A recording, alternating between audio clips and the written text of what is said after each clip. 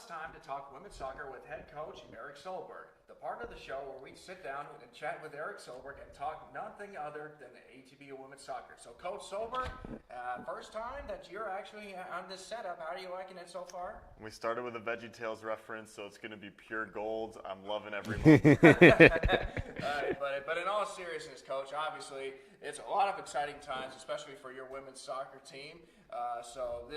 Talk about the things that have been going on for your squad, especially in the off-season leading up to the preseason.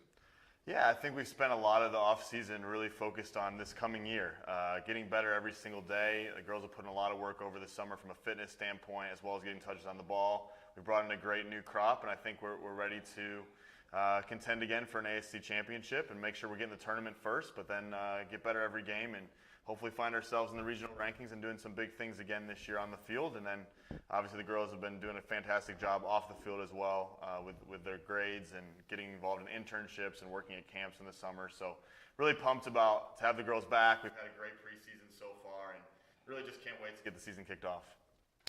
Definitely, Coach. And speaking of kicking off the season, you guys are opening up on Cornish Field on Saturday. You're matching up with Shriner, a team that overall, you hold the winning record against them, but over the last few years, they've given you guys a little bit of a challenge. So just talk about some of the things that you guys are going to have to do to come out on top with that one. Yeah, Shriner's a really good team. They're the only, besides Trinity, who is an NCAA tournament team, they're the only team in the SCAC last year to have a winning record. They kind of consistently finish second in that league. Nick Morrison has done a fantastic job at Shriner, and so nothing but respect for them. My first year here, we opened with them with a 0-0 draw, and last year they got the best of us. They took it to us.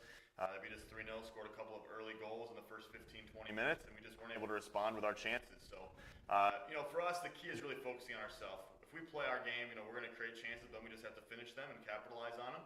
And if we do that, we're going to be successful. We got nothing but respect for them. They've got some really talented players in their team. And we know they're going to give us everything they can handle, but we're excited to open up at home, something we haven't done in a couple years, and we want to win the first game. We've talked a lot about being 1-0, and that's really been our sole focus this preseason is learning through our exhibition games, making sure we get better in training every day, but making sure that we start the season 1-0. That's something, I haven't done here since I've been here. We started with a draw my first year, lost last year, so we want to make sure we start with a win this season and have that opportunity against Shriner. We're really excited about it. We're excited to open up at home in front of our fans, and it should be a nice hot day and a great day for soccer.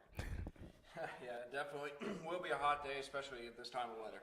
Speaking of which, of course, you have some veteran leadership returning, but you also have some key new players. So just kind of talk about what is it that the veterans are trying to teach the kids about, just playing. I know you had some preseason games, obviously, but there's a lot more at stake as far as, the season starting. Just kind of talk about what the newcomers are kind of getting experience as far as the upcoming season.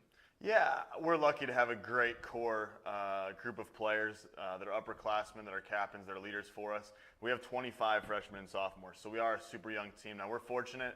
A lot of those sophomores played some really heavy minutes. I think 4 of them were all conference players for us last year.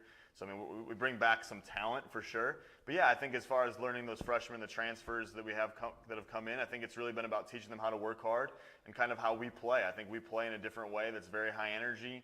That's attacking-minded, that looks to go forward first. And I think it's really been teaching through preseason, like how do we work hard? How do we respond when we make a mistake? How do we respond when something doesn't go our way? So really excited to see what the new group of kids are going to do. Again, we got brought in 10 outstanding freshmen, 2 transfer players that are all going to contribute and have contributed in our exhibition games. And we're excited to kind of see where the puzzle pieces fit in. It's been fun as a coach to try and figure out how all those pieces fit to the larger puzzle. And so we're excited about it.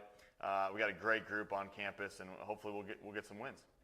Speaking of, Coach, just talking about what you guys kind of did in the preseason. In the last game you had, 38 shots on overall, right. About 20 or so on goal. So is that a part of the game that you kind of focus on, just keeping the ball on your side of the field? Is that something that you guys are constantly working at? Or yeah, absolutely. I mean, for us, I've always been one thing I've talked about since my first interview here is playing, possession with purpose style, and that means playing an attacking brand of soccer. And we finally had the personnel last year to be able to do it. We scored a ton of goals last year. We had 2 goal scorers in double digits for us last year. We had another young woman with 8, so we're going to score goals.